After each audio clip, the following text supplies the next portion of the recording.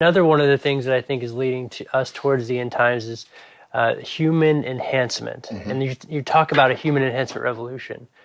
Tell us about that. Yeah, so transhumanism is really this big idea that we now have it within our hands to use very powerful fields of technology to take mankind into the next step in our evolution: genetics, robotics, artificial intelligence, nanotechnology, synthetic biology, neuropharmacology, a bunch of stuff that ends with the phraseology. We're going to use that to transform and enhance humanity. Go to Google and type in human enhancement, and you will be astounded at how many hundreds of millions of dollars now are being invested in the idea that we are going to modify humanity.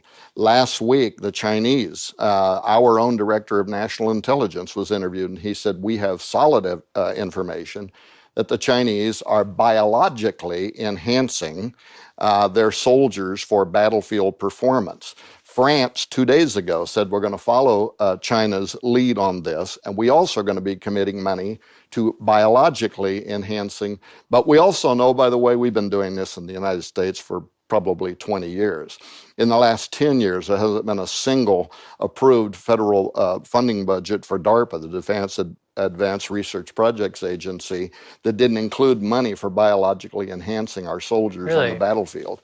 Yeah, so they're already doing the testing, at least in the blueprint. What are some of the ways that you're seeing that the soldiers on the ground are going to be artificially enhanced? The darling of this right now is called BMI, brain machine interface. Yeah. By the way, just in case you want to use it, I brought a implantable microchip kit.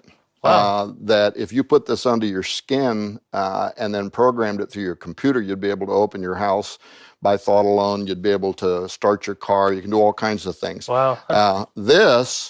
Few people in the world have this that are in the scientific community, and that's actually a CRISPR-Cas9 knockout kit, a gene knockout kit.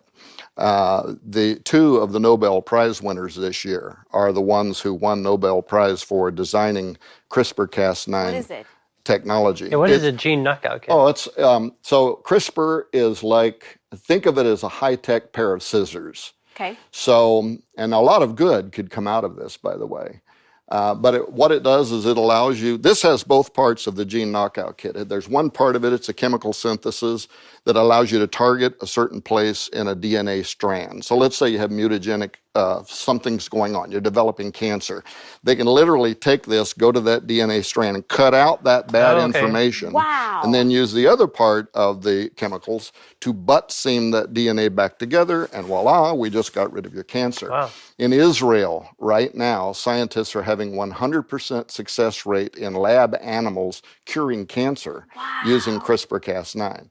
So it's great, right? There's a lot of good going to come out of it. But you can also make what is called germline modifications to any living species with CRISPR technology, and what is called gene drive technology, which means you could create a version of humanity that has germline level changes that will be passed forward into every preceding generation, which will allow you to drive out of existence any previous form of a life, a human, an animal, or whatever, and replace it with a new version that you have created through genetic engineering.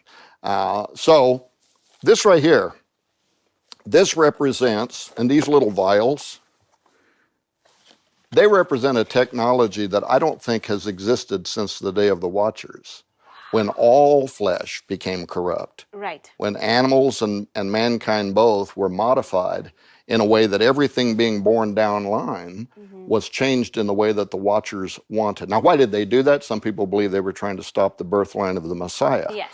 They actually believed in the what's called the proto-evangelium, the pre-preaching of the coming of the Messiah that would crush the head of the serpent, right? And so how would they stop that from happening? By making humans inhuman, making them something that God did not make, and then the bloodline couldn't be preserved for the birth of the Messiah. Anyway, this is where we are today. Human-animal chimeras being created in laboratories all around the world, including in the United States, tens of thousands of laboratories.